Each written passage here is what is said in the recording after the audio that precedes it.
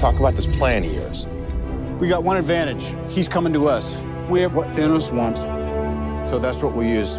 We have an incredibly collaborative team at Marvel Studios. Victoria Alonso seeing us through with the visual effects and making sure we deliver the film. And it really becomes an amazing sort of crucible of creativity. And that is the reason I think the films turn out as well as they do, is because everyone has this shared vision of the audience experience.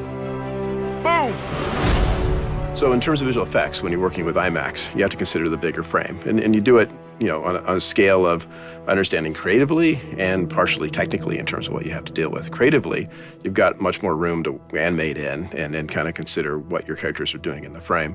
In addition to that, you also have to you're carrying so much more data because of how much more resolution you have in the actual picture, and which ultimately, when it gets projected on a large screen, you want all that extra data for all that extra detail.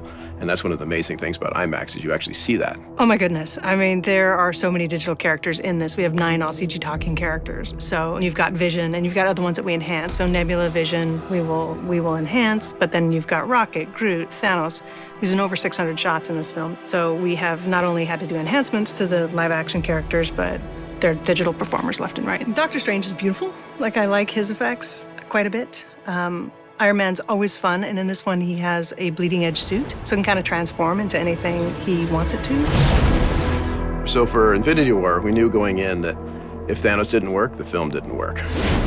When I'm done, half of humanity will still exist.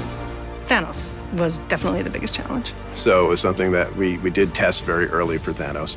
The great thing about visual effect work is the technology continues to evolve. So every couple of years, you have more tools in that toolbox than you had a couple of years ago. And one of the things that we're most excited about is the character of Thanos.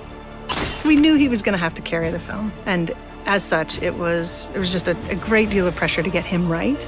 Working with Josh Brolin and having that come through, he just couldn't have been more perfect, because the technology allows for very, very subtle nuances of a performance to come through.